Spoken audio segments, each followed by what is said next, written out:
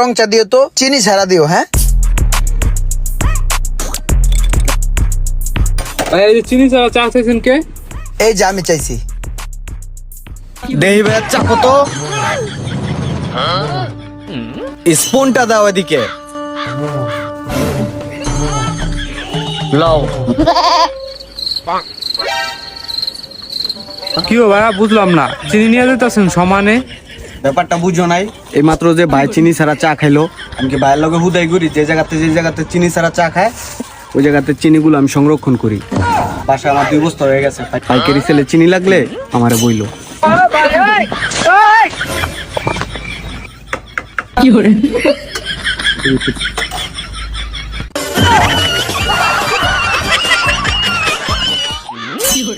কি লাগে বস?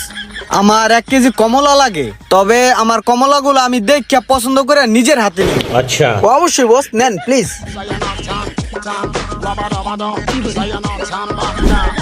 জি ভাই, ভালো মালটা ধরছেন। হ্যাঁ দাদা, এটাও ভালো হবে। এটা তো চিনির মতন হবে মিষ্টি। এইটা দাগি দাগি, ঠিক আছে। এটা ভালো ভালো হবে। এটা মধুর মতন মিষ্টি হবে ভাইয়া, এটা নেন। ডান সাইডের কর্নারটা নেন, ভালো হবে। এটা তা ফেল পুরা। এইগুলা ওজন দেয়।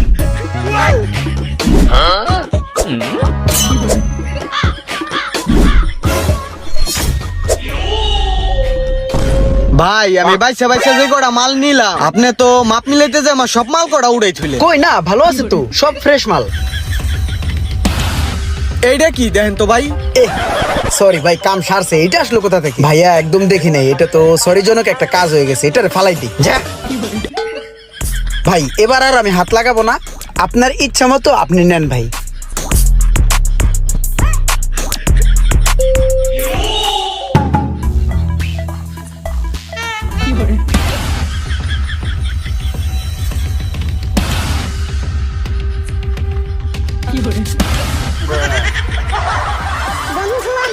আশেপাশে কোনো এনিমি আছে নাকি?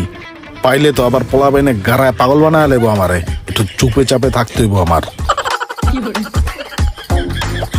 এ ভাই, 1 কাপ চা দিয়েন তো। বসেন ভাই, দিতাছি। এই যাত্রায় মনে হয় আমাকে চিনতে পারে নাই। ভাই আর কিছু লাগবে? না আর কিছু লাগবে না, ঠিক আছে। কণ্ঠটা কিরকম চিনা চিনা লাগলো, দেখি মালটাকে।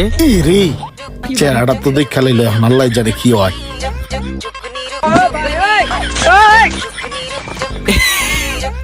না রে, কেবল বেলতলাতে আইছে। দে চা দে, ওটে এনতে। আমরা কিন্তু চা ফিক্কে লাগাম। ওট গেলি এনতে চা। কয়দিন আগে নাইছিল আমার কাছে চাঁদা নিতে লিগা, নিবি না চাঁদা? মুখ বেছেন কিন্তু চা ফিক্কে লাগাম। হে সিজার কেমনে লেজ গুড়ে পড়ায় দেখ সবাই।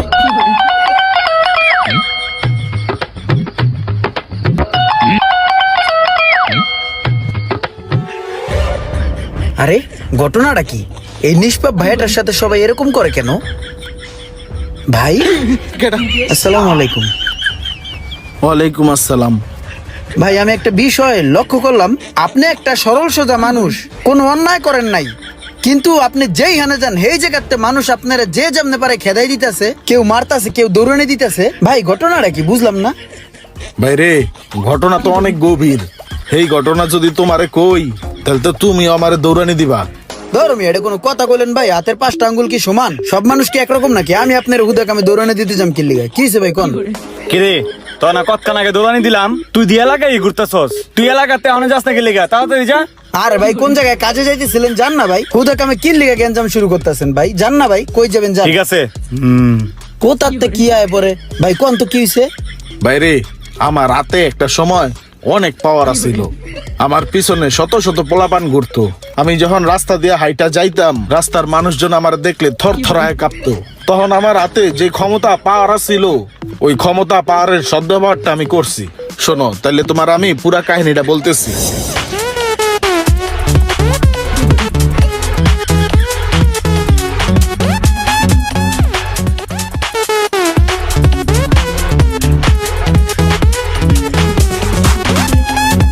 এভাবেই আমার ক্ষমতার অপব্যবহার আমি করছি। আরে ভাই রে ভাই, আপনি তো পুরো সিনেমা ফিল করে লাইছেন। আপনি তো তাহলে একটা বাঘের বাচ্চা আছিলেন, কিন্তু কি করার, এখন তো আপনার ক্ষমতা গেছে গা। ক্ষমতাটা থাকতো, কিন্তু লাস্ট টাইম ওই মাথায় একটা পাইটু রেস্টুরেন্ট ছিল, ওইটা মনে করে যে উচ্ছেদ করে দিয়া আমার যে শত শত পোলাপান ওরা বইব কই অগ বল লেগে একটা আবাসন স্থান বানায় দিছি। পাইটু রেস্টুরেন্ট উড়াই দিয়েছেন আপনি?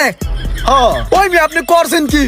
ওই পাইটু রেস্টুরেন্টের ম্যানেজার ছিলাম আমি 7 দিনের ছুটিতে দেশে গেছি। আইয়া দেই পাইটু রেস্টুরেন্ট আর নাই, ওখানে পোলাপানের চাবিরি খাইতেছে। আপনার জন্য আমি 6 মাস যাবত বেকার, আমি রাস্তায় রাস্তায় ঘুরতাছি, কোনো জায়গায় চাকরি বাকরি পাই না। তুই আমার পাইটু রেস্টুরেন্ট উচ্ছেদ করছো।